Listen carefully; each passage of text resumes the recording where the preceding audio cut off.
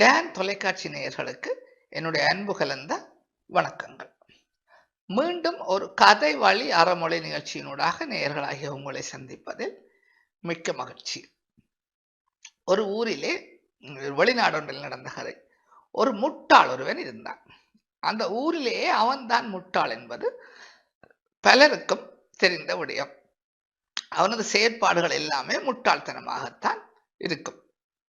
இவ்வாறு இருக்கையிலே அந்த ஊரிலே உள்ள ஒரு மனிதனை காண்பதற்காக அவனது நண்பன் வேறொரு இடத்திலிருந்து அங்கே வருகின்றான். அங்கே வந்து இந்த இருவருமாக சேர்ந்து, இரண்டு நண்பர்களுமாக சேர்ந்து அந்த ஊரை சுற்றி பார்த்து கொண்டு இருக்கிறார்கள். இவ்வாறு இருக்கையிலே இந்த நான் ஏற்கனவே குறிப்பிட்ட இந்த முட்டாள் மனிதன் தூரத்திலே நடந்து வந்து கொண்டு இருக்கின்றான். நடந்து வந்து கொண்டிருக்கும் பொழுதும் அந்த ஊரை சேர்ந்த நண்பனுக்கு அவன் முட்டாள் என்பது தெரியும், மற்றவனுக்கு தெரியாது, அந்த புதிதாக வந்தவனுக்கு தெரியாது. இவன் அந்த முட்டாள் மனிதனை காட்டி, எங்கள் ஊரிலேயே மிகுந்த முட்டாள் அவன்தான், அவனுக்கு முட்டாள்தனமான செயற்பாடுகள் மாத்திரம்தான் தெரியும் என்று சொல்லி இந்த நண்பனிடம் சொல்கிறான். அந்த நண்பனோ அதை நம்பவில்லை. உன்னால் எப்படி அவ்வாறு உறுதியாக கூற முடியும்? அவனது நடையுடைய பாவனையை பார்த்தால் அவன் மிகுந்த ஸ்மார்ட்டாக இருக்கின்றான், மிக கம்பீரமான தோற்றம் இருக்கின்றது. அவனை எவ்வாறு உன்னால் முட்டாளாக பார்க்க முடிகிறது? அவனது முட்டாள் என்று எவ்வாறு உன்னால் கூற முடியும் என்று இந்த நண்பனோ மறக்கின்றான். ஆனால் அவனோ இல்லை இல்லை, அவன் முட்டாள் தான், அவன் முட்டாள் என்பதை என்னால் நிரூபிக்க முடியும் என்று சொல்லி சொல்கின்றான். சொன்னதும் சரி, எங்கே நிரூபிக்கலாம், வா பார்க்கலாம் என்று சொல்லி இரண்டு நண்பர்களுமாக செல்கிறார்கள். சென்றதும் அந்த முட்டாள் மனிதன் அந்த இடத்துக்கு வந்து கொண்டு இருக்கின்றான். இருக்கும் பொழுது இவன், இந்த நண்பர்களில் ஒருவன் அந்த மனிதனை பார்த்து, நான் உன்னுடைய செவிகள் இரண்டையும் வெட்டினால் என்ன நடக்கும் என்று சொல்லி கேட்கின்றான். கேட்டதும் அவன் கொஞ்சம் யோசிக்காமல், எனக்கு கண்கள் தெரியாமல் போகும் என்று சொல்கிறான். சொன்னதும் அவன் ஒரு நமட்டு சிரிப்புடன் தன்னுடைய நண்பனை பார்த்து விட்டு, அடே முட்டாள் பயலே, வடிவாக கேள், நான் உன்னுடைய செவிகள் இரண்டையும் வெட்டினால் என்ன நடக்கும்? அவன் கொஞ்சம் யோசிக்காமல், எனக்கு கண்கள் தெரியாமல் போகும் என்று சொல்கிறான். சொன்னதும் இவன் இப்பொழுது சத்தம் போட்டு சிரிக்கிறான்.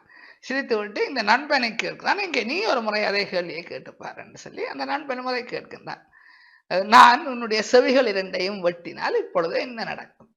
அவன் கொஞ்சம் யோசிக்கவில்லை, எனக்கு கண்கள் தெரியாமல் போகும் என்று சொல்கிறான். இவர்களால் சிரிக்காமல் இருக்க முடியவில்லை. விழுந்து விழுந்து சிரிக்கிறார்கள். சிரித்த பின்னர் அவனை பார்த்து கேட்கிறார்கள், அட முட்டாள் பயலே, உன்னுடைய செவிகளை நாங்கள் வெட்டினால் சில வேளையில் உனக்கு காது கேட்காமல் போகலாம், நீ கண் தெரியாமல் போகும் என்று சொல்கிறாயே என்று சொல்லி கேட்கிறார்கள். கேட்டதும் அவன் அந்த நேரமும் கொஞ்சம் கூட யோசிக்காமல் சொல்லுகின்றான், நான் முட்டாளா நீங்கள் முட்டாளா என்பது எனக்கு தெரியவில்லை. என்னை பாருங்கள், நான் மூக்கு கண்ணாடி அணிந்திருக்கின்றேன். என்னுடைய மூக்கு கண்ணாடியினுடைய அந்த கம்பி பகுதி என்னுடைய செவிகள் தான் அந்த கம்பி பகுதியை தாங்கி பிடித்திருக்கின்றன. நீங்கள் அந்த என்னுடைய செவிகளை வெட்டி விட்டால் அந்த மூக்கு கண்ணாடி கீழே கலந்து விழுந்து விடும். என்னுடைய கண்கள் எனக்கு தெரியாது, எனக்கு கண் பார்வை என்பதே கிடையாது. இந்த மூக்கு கண்ணாடியால் தான் நான் பார்த்து கொண்டிருக்கின்றேன்.